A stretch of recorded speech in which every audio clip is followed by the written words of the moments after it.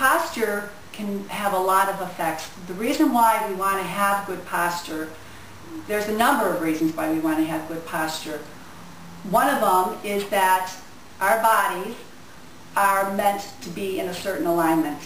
And if we are always slumped over time, like we're at the computer and we're typing and we're slumped over, and then we stand up and we're standing like this, over time all these muscles and ligaments get stretched out. And they're not meant to be that way. Things get tight, muscles get weak, and it causes a problem. It can be a problem that sneaks up on you, that all of a sudden, out of nowhere, you get shoulder pain, or you get back pain, or you get neck pain. And that is sometimes not very understandable. All of a sudden you have this pain, and a lot of times it can be related to your posture. The other thing is that if you have an injury, you fall, you're in a car accident, or whatever, those muscles are already kind of being stretched and they're not in a real happy place.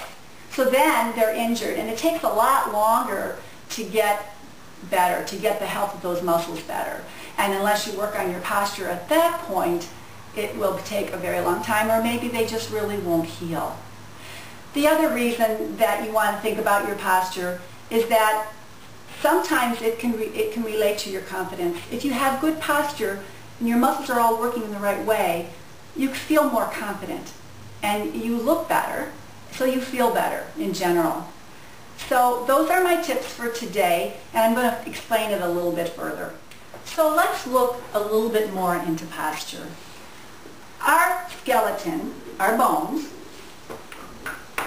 are just not hanging here, right? They're connected, and they're connected with ligaments. Each of the bones are connected with a lot of ligaments. Between the knees, between the hips, all of your joints have ligaments that connect it. But your skeleton, your framework, cannot stand by itself. It needs the muscles to help you stand. And how your muscles are functioning depend on whether you have good posture or poor posture and the habits that you have gotten into. So let's look at the pelvis. The pelvis is your hip bones and the pelvic ring, what's called the pelvic ring. And that sits right in this area right here. And if we get the pelvis right, if we get the pelvis in good alignment, everything else seems to fall into place. And then if the pelvis is not in a very good position, then everything kind of goes downhill. And I'm going to explain that a little bit more. If you can think of your pelvis kind of like a bowl, okay? Kind of like a big bowl.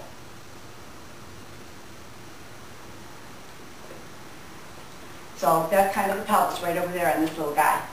And then we have our spinal column coming up from there. We have that curve in our low back, and then we have a curve in our upper back, and then another curve in our neck. That's how it's supposed to be. That's how our bodies were designed.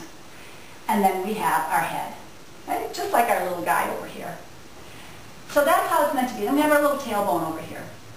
And then of course we have our legs, etc. So that's how it's meant to be. It's this bowl.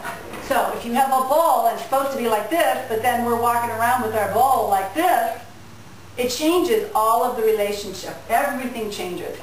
And then if we're walking around and our bowl is like that, again, everything is changing. So on the skeleton, we have the muscles. And what are the muscles that are really controlling this bowl? We have our stomach muscles. Let's do that in green. That'll show up nice. We have our stomach muscles. And we have our back muscles. And these muscles need to work together. Even though they're on opposite sides of the body, they have to work together. And then on the bottom, what is controlling the bowl? We have muscles, our hamstrings, and then on the front we have muscles, our quads, and that's helping control the front part of that bowl. And so we can have problems in any of these muscles that are as a result of poor posture. or an injury that's causing these muscles not to be very happy.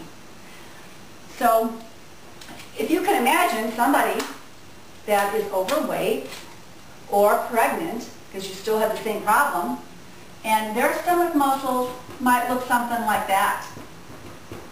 And then that causes these back muscles to be really, really tight. So that's kind of a big picture of what happens when we have our muscle control affecting our pelvis. So if we're always standing with that bowl tipped over like this, and our back is like that, it's like taking a hammer on our spine all the time, because those bones are just at the end of their range, and we're just hammering it all the time, all the time. And that's why everyone says, oh, you need to strengthen your stomach muscles, because that's going to reverse that bowl, and it'll make you feel more comfortable.